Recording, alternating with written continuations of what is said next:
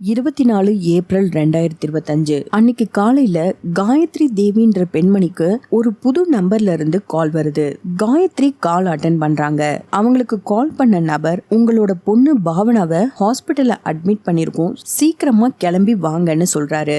ஆனா காயத்ரி அந்த நபர் சொன்னதை நம்பல. ஏன்னா முன்னாடி நாள் ராத்திரி தான் காயத்ரி அவங்களோட பொண்ணு பாவனா கிட்ட போன்ல பேசினாங்க. அப்போ பாவனா நல்லா தான் இருந்தாங்க. அதனால அந்த நபர் சொல்றத காயத்ரியால நம்ப முடியல. இருந்தாலும் காயத்ரிக்கு ஒரு பயம். அதனால அந்த நபர்கிட்ட, நீங்க சொல்றத என்னால நம்ப முடியல, இருந்தாலும் நீங்க சொல்றது உண்மையான்னு நான் தெரிஞ்சுக்கணும்னா வீடியோ கால் பண்ணுங்கன்னு சொல்றாங்க. உடனே அந்த நபர் வீடியோ கால் பண்றாரு. பாவனாவையும் காயத்ரி கிட்ட காட்டினாரு. பாவனாவோட உடல் முழுக்க காயங்களா இருந்துச்சு. தான் பொண்ணு அந்த நிலைமையில பார்த்த காயத்ரி பயங்கரமா அழுதாங்க. வீடியோ கால் பண்ணாரு இல்லையா, அந்த நபர் அவரோட முகத்தை மட்டும் காயத்ரி கிட்ட காட்டல. ஒரு நாள் ராத்திரிக்குள்ள பாவனாவுக்கு அப்படி என்ன நடந்திருக்கும், பாவனா யாதவுக்கு என்ன நடந்துச்சுன்றதுதான் இந்த வீடியோல டீடைலா பார்க்க போறோம். பாவனா யாதவ், அவங்களோட வயசு 25. ராஜஸ்தான்ல இருக்க கோட்புத்லி பகுதியை சேர்ந்தவங்க. 2001ல பாவனாவோட அப்பா இறந்துட்டாரு. அப்போ பாவனாவுக்கு 1.5 வயசு. அது மட்டும் இல்லாம அந்த சமயத்துல பாவனாவோட அம்மா காயத்ரி 3 மாசம் கர்ப்பமா இருந்தாங்க. பாவனாவோட அப்பா இருந்த வரைக்கும் அவரோட ஒரு வருமானத்தை வச்சுதான் அந்த குடும்பத்தை நடத்திட்டு வந்தாங்க. கணவர் இறந்ததுக்கு அப்புறம் காயத்ரி அவங்களோட வாழ்க்கையில எப்படியாவது ஜெயிக்கணும்னு நினைச்சாங்க. நல்ல வேலை கிடைக்கணும்னா அதுக்கான படிப்பு இருக்கணும். அதனால மேற்கொண்டு காயத்ரி படிச்சாங்க. படிச்சு முடிச்சதுக்கு அப்புறம் அவங்களுக்கு கவர்மெண்ட் ஸ்கூல்ல டீச்சரா வேலை கிடைச்சது. காயத்ரிக்கு மொத்தம் 3 பசங்க. பாவனாவுக்கு முன்னாடி ஒரு குழந்தை இருந்தாங்க. அவங்களுக்கு கிடைச்ச டீச்சர் வேலையில வர சம்பளத்தை வச்சு 3 குழந்தைங்களையும் அதே பகுதியில நல்ல ஸ்கூல்ல படிக்க வச்சாங்க. அப்பா இல்லாத குறை அந்த 3 குழந்தைங்களுக்கும் தெரியக்கூடாதுன்னு எந்த குறையும் இல்லாம சந்தோஷமா வளர்த்தாங்க. அதே கவர்மெண்ட் ஸ்கூல்ல காயத்ரிக்கு பிரின்சிபலா ப்ரமோஷனும் கிடைச்சது. பாவனா தன்னோட அம்மா படுற கஷ்டத்தை பார்த்து வளர்ந்த பொண்ணு. அதனால படிப்புல ரொம்ப ஸ்மார்ட். 12th ஃபர்ஸ்ட் கிளாஸ்ல மார்க் ஸ்கோர் பண்ணாங்க.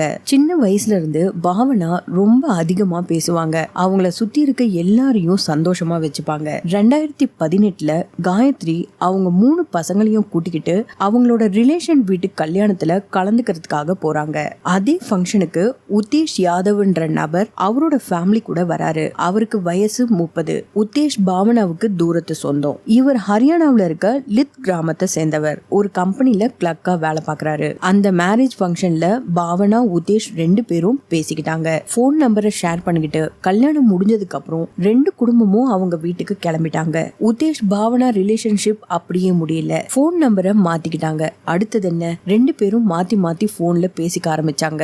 முதல்ல ஃப்ரெண்ட்ஸா பேசிக்கிட்டாங்க. அதுக்கப்புறம் கொஞ்சம் கொஞ்சமா காதலா மாறுச்சு. இப்படியே காதலோட நிக்க வேண்டாம், அடுத்த கட்டத்துக்கு போலான்னு 2 பேரும் டிசைட் பண்ணாங்க. அதாவது கல்யாணம் பண்ணிக்கலான்னு ஆசைப்பட்டாங்க. உத்தேஷ் என்ன பண்றாரு, ரொம்ப நெருக்கமான ஒரு ரிலேஷனை பாவனா வீட்டுக்கு போயிட்டு பொண்ணு கேட்க சொன்னாரு. ஆனா பாவனாவோட அம்மா காயத்ரி அந்த திருமணத்துக்கு சம்மதிக்கல. ஏன்னா உத்தேஷுக்கும் பாவனாவுக்கும் வயசு வித்தியாசம் அதிகமா இருந்துச்சு. அதனால இந்த திருமணம் வேண்டான்னு நிராகரிச்சிருக்காங்க. அதோட உத்தேஷோட படிப்பும் கம்மியா இருந்ததுன்னு சொல்லிருக்காங்க. ஏன்னா பாவனா ஒரு டாக்டர் ஆகணும்னு ஆசைப்பட்டா. அதுவே உத்தேஷ் நமக்கு கிடைச்ச இந்த கிளர்க் வேலையே போதும்னு கிடைச்ச வேலையை திருப்தியா பார்த்துட்டு இருந்தாரு. காயத்ரி இந்த திருமணம் வேண்டான்னு ரிஜெக்ட் பண்ணிட்டாங்க. ஆனா பாவனா உத்தேஷோட அம்மா முனிஷுக்கு கால் செஞ்சு, நான் உத்தேஷ் கூட தான் வாழணும்னு ஆசைப்படுறேன்னு சொல்லியிருக்கா. ஆனா உத்தேஷோட அம்மா என்ன சொல்லிருக்காங்க, நீ 15 நாள் டைம் எடுத்துக்கோ, நீயே உன்னோட ஃபேமிலி கிட்ட சம்மதத்தை வாங்கு, அதுக்கப்புறம் 2 குடும்பமும் சேர்ந்து உங்களுக்கு சந்தோஷமா கல்யாணம் பண்ணி வைக்கிறோம் அப்படின்னு சொல்றாங்க. உத்தேஷோட அம்மா முனிஷ் சொன்ன 15 நாளும் கடந்து போச்சு. பாவனா கிட்ட இருந்தும் எந்த ஒரு போன் காலும் வரல.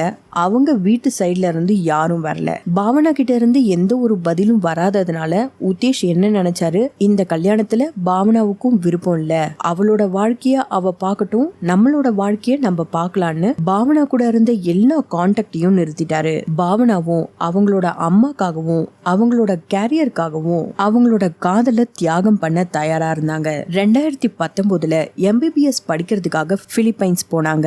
பாவனாவோட கவனம் முழுக்க படிப்புல மட்டுமே இருந்துச்சு. அதே வருஷம் உத்தேஷுக்கு ஹரியானாவில இருக்க அக்ரிகல்ச்சர் யூனிவர்சிட்டியில கண்ட்ரோல் ரூம்ல கிளர்க் வேலை கிடைச்சது. இப்படியே 2 வருஷம் கடந்து போச்சு. 2021 உத்தேஷ் நிக்கின்ற பெண்ணை திருமணம் செஞ்சுக்கிட்டாரு. இவங்களோட திருமண வாழ்க்கையும் சந்தோஷமா இருந்துச்சு. ஒரு ஆண் குழந்தையும் பிறந்தான். உத்தேஷோட மொத்த குடும்பமும் ஹரியானாவுல இருக்க லித் கிராமத்துல தான் வாழ்ந்துட்டு வந்தாங்க. அவரோட மனைவியும் குழந்தையும் அங்கதான் இருந்தாங்க. வீக்கெண்ட் ஆனா அவர் கிராமத்துக்கு போயிட்டு அவரோட ஃபேமிலி கூட சந்தோஷமா இருப்பாரு.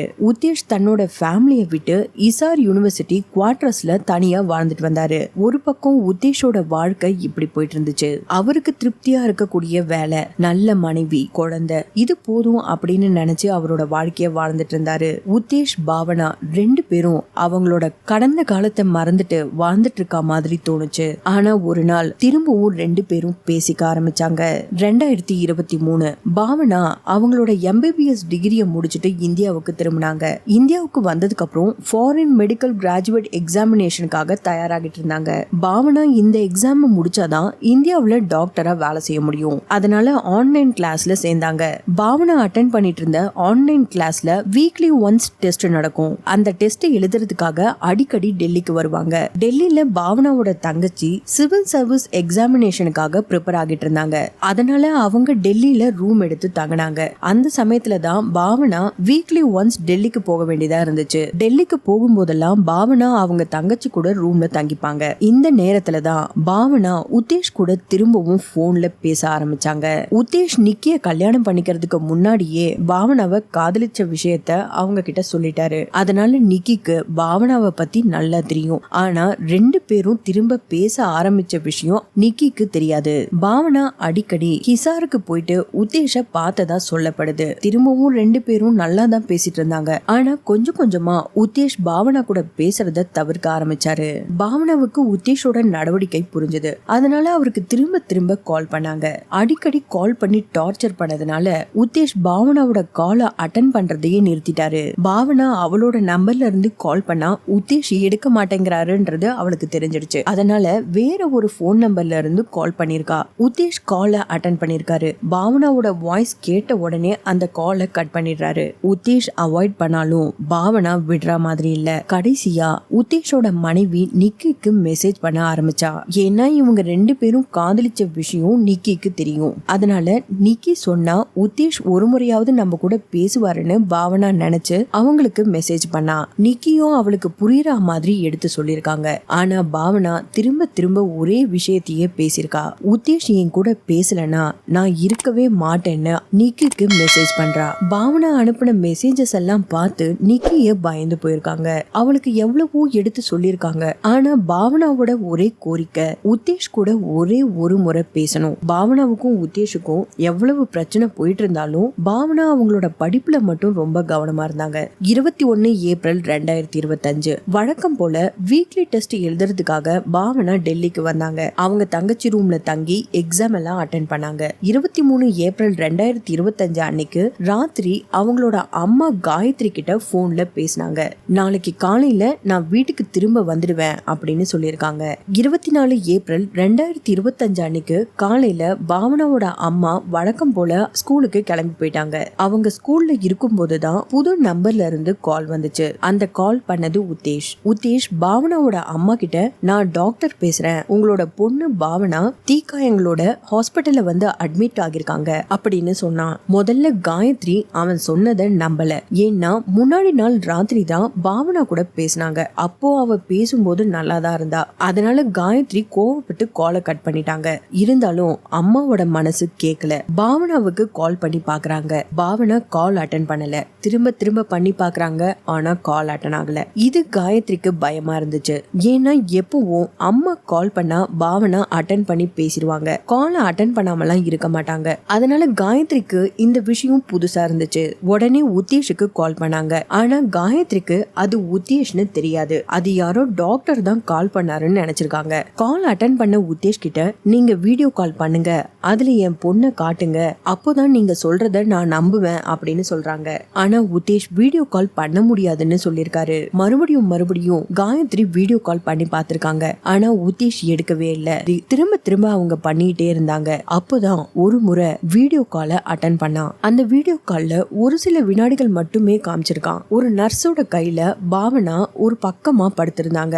அவங்களோட கழுத்துல இருந்து வயிறு வரைக்கும் மட்டும் காயங்கள் இருந்திருக்கு. எந்த ஒரு உடைகளும் இல்லாம ரொம்ப மோசமான நிலைமையில இருந்தாங்க. தன்னோட பொண்ணு அந்த நிலைமையில பார்த்ததும் காயத்ரிக்கு பயங்கரமான ஷாக். பயங்கரமா அழுதுருக்காங்க. ஆனா அவங்களால கத்த முடியல.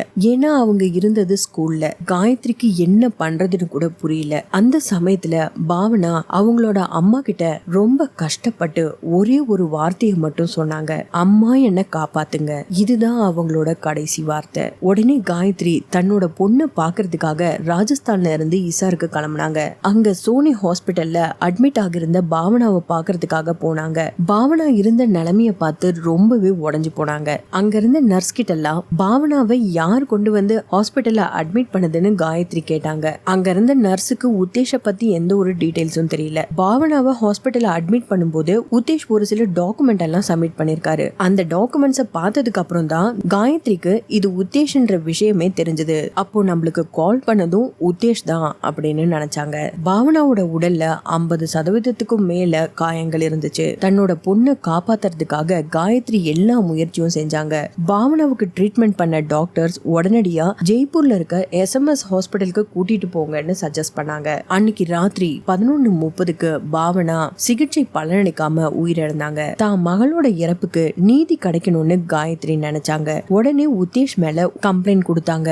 போலீஸ் தரப்புல FIR ஃபைல் பண்ணாங்க. ஆனா உத்தேஷ் எப்படியோ நம்மளுக்கு சிக்கல் வரும்னு தெரிஞ்சு தலைமறைவாகிட்டான். போலீஸ் அவனை தேடிட்டு இருந்தாங்க. இன்னொரு பக்கம் ஹாஸ்பிட்டல்ல பதிவான CCTV ஃபுட்டேஜஸ் செக் பண்ணாங்க. அந்த ஃபுட்டேஜஸ பார்க்கும்போது போலீஸுக்கு இன்னும் சந்தேகம் அதிகமாச்சு. அந்த ஃபுட்டேஜ்ல உத்தேஷ் தான் பாவனா மேல ஷால் போத்தி ஹாஸ்பிட்டலுக்கு கூட்டிட்டு வரான். அடுத்ததான் அவனோட ரூமை செக் பண்றாங்க. ரூம்ல ஒரு வாட்டர் பாட்டில் கிடைச்சது. அதுல பெட்ரோல் ஸ்மெல். இன்னும் போலீஸுக்கு டவுட் அதிகமாச்சு. இன்னொரு வித்தியாசமான ஒரு விஷயத்த பார்த்தாங்க. வெளியில இருந்து உத்தேஷோட குவார்டர்ஸ்குள்ள எகிரி குதிச்சு வர்றதுக்கு ஒரு 6 அடி சுவர் இருக்கு. அங்க ஒரு 6-7 கற்கள்லாம் அடுக்கி வச்சிருந்திருக்காங்க. இதையும் போலீஸ் நோட் பண்ணிக்கிட்டாங்க. போலீஸ் உத்தேஷ தேடி அவனோட கிராமத்துக்கே போனாங்க. ஆனா அவன் அங்கேயும் இல்ல. முதல்ல அவனோட வீட்டுக்கு வந்திருக்கான். அதுக்கப்புறம் அங்க இருந்த போலீஸ் கிட்ட மாட்டிடுவோன்னு தெரிஞ்சு அங்க இருந்து எஸ்கேப் ஆகியிருக்கான். இது போலீஸுக்கு எப்படி தெரிஞ்சதுன்னா அவனோட வீட்டுக்கு பின்னாடி ஒரு புதர்ல அவனோட போனை கண்டுபிடிச்சாங்க.